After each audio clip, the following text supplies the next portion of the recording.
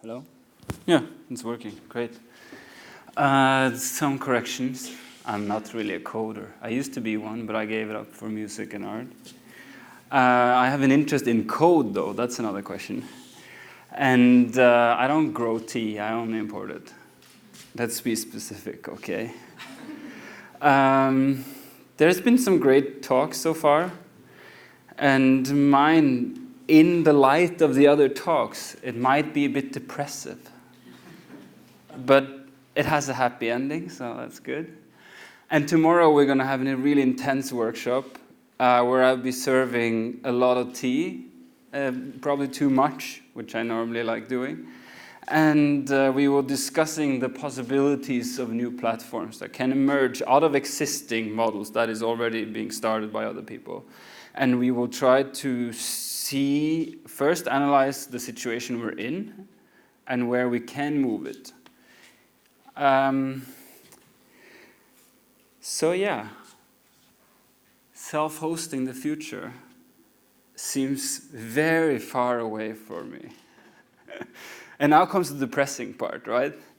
So like during these talks that we've been hearing, everyone mentioned Google, almost, except from Guy and Paul, but maybe Paul, I don't know. Anyway, so everyone almost mentioned Google while they're talking about their open source projects. And I'm like, wait a minute.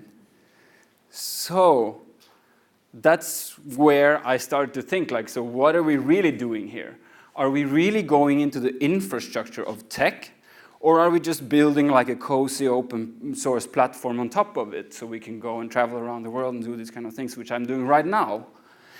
And then I started to think, like, what are these tech giants doing right now? And that's actually my personal main interest, is to study what they are doing. And they are interested in infrastructure. They're interested in VR. They're interested in like setting up some sort of floating planes around the world that will give everyone internet through Facebook. And you know, they're interested in AI. They're making some sort of personal assistants. And then you look at the open source community. Are they doing that? No. What are they doing? What are they doing? And that's what I started to get interested in. What are they doing? Because obviously power is such in relation to technology that if you want to challenge power, you have to challenge it in technological sense also. And then we are miles away from challenging any sort of centralized corporations. And that really worries me in many ways, because first of all, they are 10 steps ahead of us right now.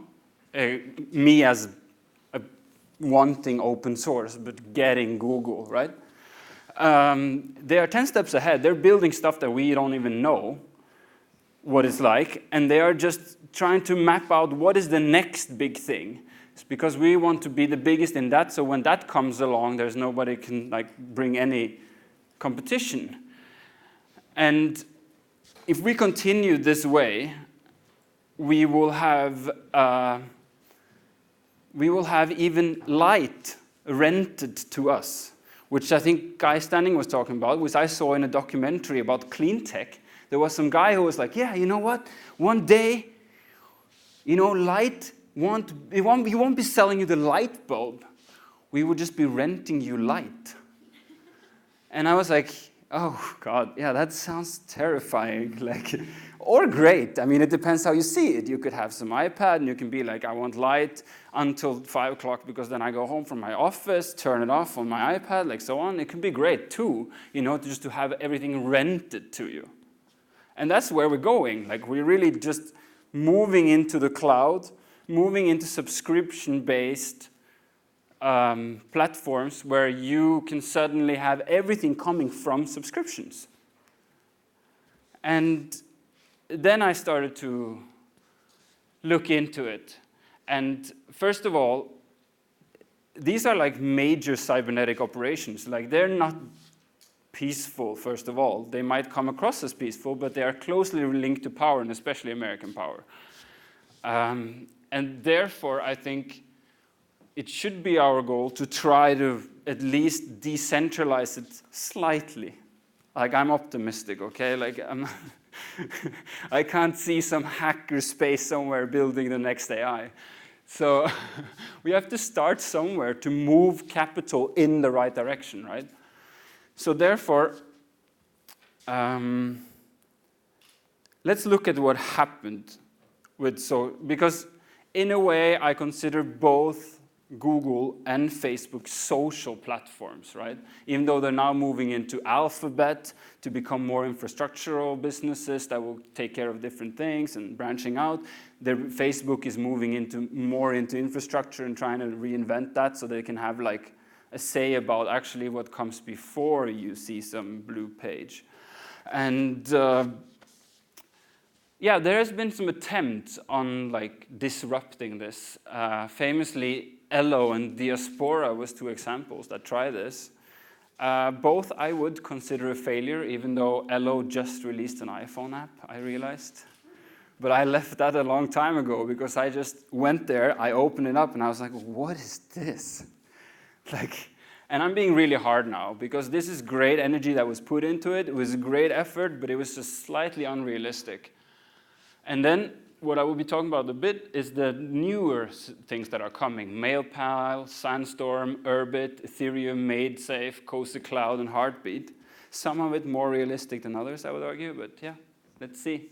So this is how a Diaspora looked like. Diaspora was a social, supposed to be a social distributed network where you could set up your own server and then connect to other servers and other people through that. It was a big failure in sense of the amount of capital that came in, ended in what product, right? Is anyone using Diaspora right now? No. And it looked like Facebook, right? Just black. It worked. Actually, some of the functions that were built here was adapted later by Google, which was great. It's great, but they kind of they were happy with that. There was a really sad incident with this thing. One of the founders took a suicide, at some point, which is really unfortunate. Yeah, so it was. They moved on to making some other software, which didn't really work out either. Wait, let's go back. Here we have Elo. Elo is they had no expectations of the stream of people that would try to go there as an alternative to Facebook. Everyone went there and be like, what am I doing here? I can't even message other people on this thing. What am I going to do? The comfort that people got on Facebook was so far away from this that when they launched it, it was just automatically, people were just turned off by it, to be honest. And I mean, say 3 years from now on, if they continue the work, it might be a point where it could have some emphasis again, but then the hype has already been there, so it's hard to reinvent that again. And this is actually a Brighton business. The indie phone now turned into focusing strictly on this platform called Heartbeat. And a lot of people are already disappointed in the indie phone because it didn't happen. It was too big of a project compared to the capital that came in and the amount of people working on it.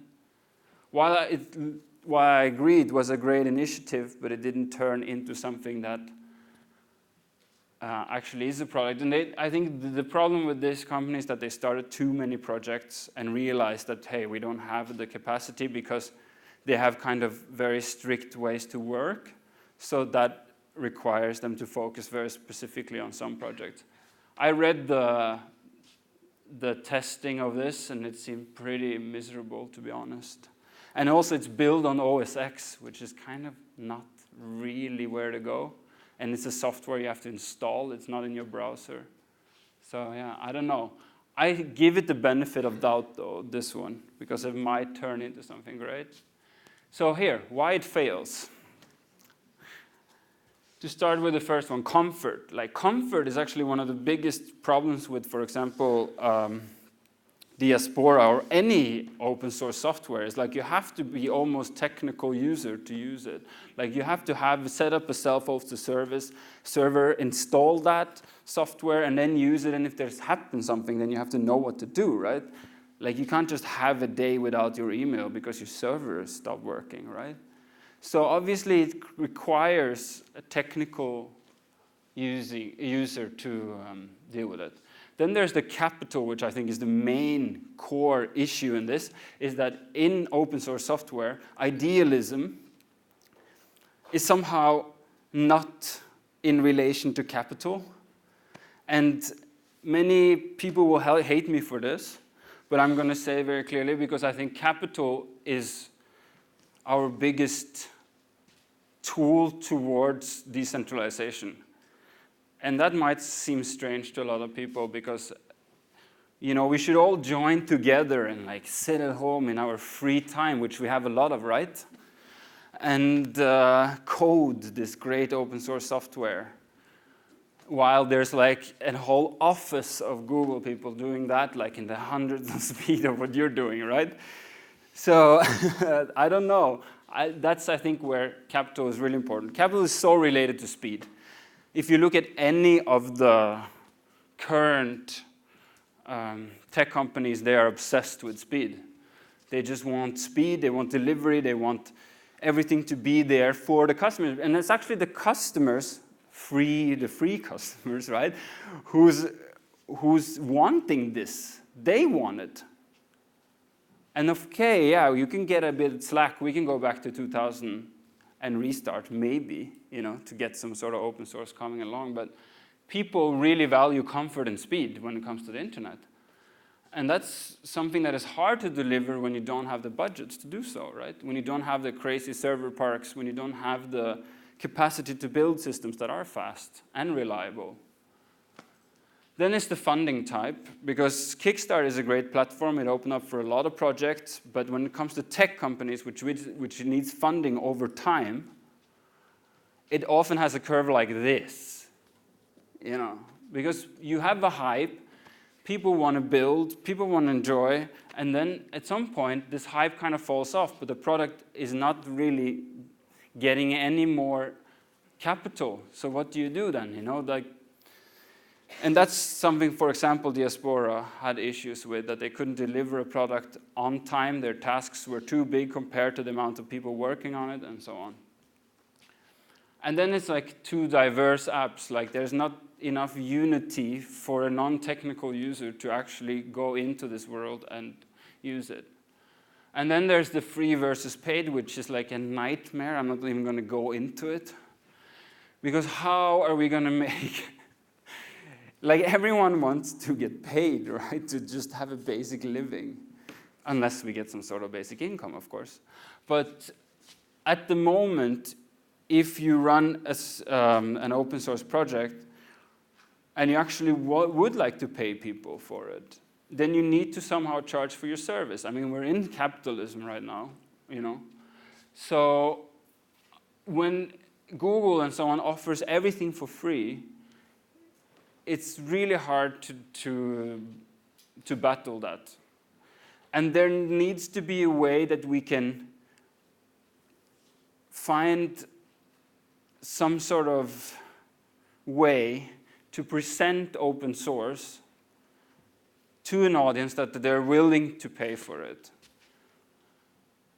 And yeah, then there's slow development, but slow development is obviously capital-based. Idealism, yeah, that's obviously something that a lot of people would disagree with me on, so I'm not going to go too much into it, but it says there.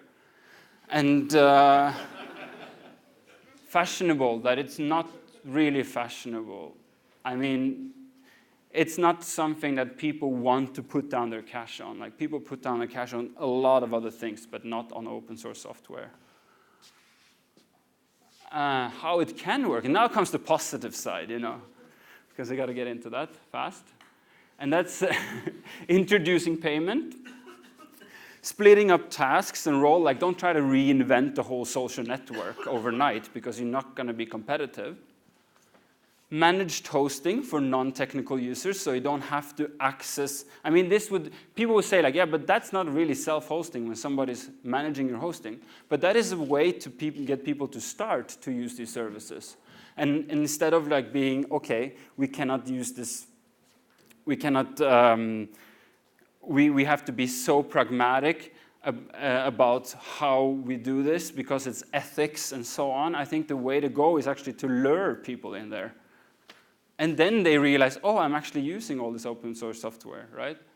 And then app stores would be a good addition, I think, so people can actually start their own business that is open source and move in there and actually make some more capital so they can continue their business. Enterprise editions, that they're actually the companies who want to use your software, like OwnCloud, for example, is like, can have the possibility to sell your software to enterprises that wants to resell it, for example. And then micropayments and stuff can be included into the open source platforms. And then hardware. And I think hardware is actually one of the main places where you really have to start to invent. Because if we want to be doing anything in that area the next 10 years, like some people will start to sell us a variety of boxes that can do all kinds of stuff, which I don't want. So hardware server, like back-end hardware and front-end hardware and hardware that is in your house, all of these things should be open, which is far from the case. Here we got Mailpile. Mailpile is a great initiative, which I think can turn into something. The founder had some sort of burnout, which is a classic problem. It goes slow, because there's few people working on it, but it has potential. Here is Sandstorm, and this is what I'm most positive about at the moment.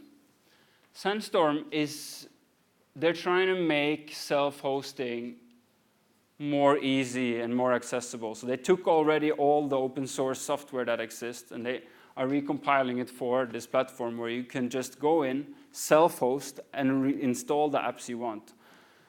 And all of these things have been developed by different people. It's just that now it comes together in a platform that people can actually use. And they will also soon offer managed hosting. So if you're a non-technical user, you can go on Sandstorm and you can pay for the hosting, but not for the software, right? And that is a great solution. And I think this kind of platform is the way to go. Of course, this is my opinion, but I think in a way here, if we start to not completely mimic what the big giants are doing, but we're taking their tactics and subverting it into something else without becoming another big monopoly, you know. Nobody wants Sandstorm to be the new monopoly, but they want them to grow because they actually support another model. And here is inside Sandstorm. I just installed EtherCalc to try to get some things going. And then you can click install, you get to the apps, you can choose whatever you want. And it's actually like, you can have mail, you can have something that looks like Google Docs, you know. You have all these things on there, so there should be soon no need to really use those big companies unless you enjoy it, which is fine, I don't mind. I think sometimes they deliver great services. And here's another one, Cozy Cloud, which is also a good initiative where you have what you need.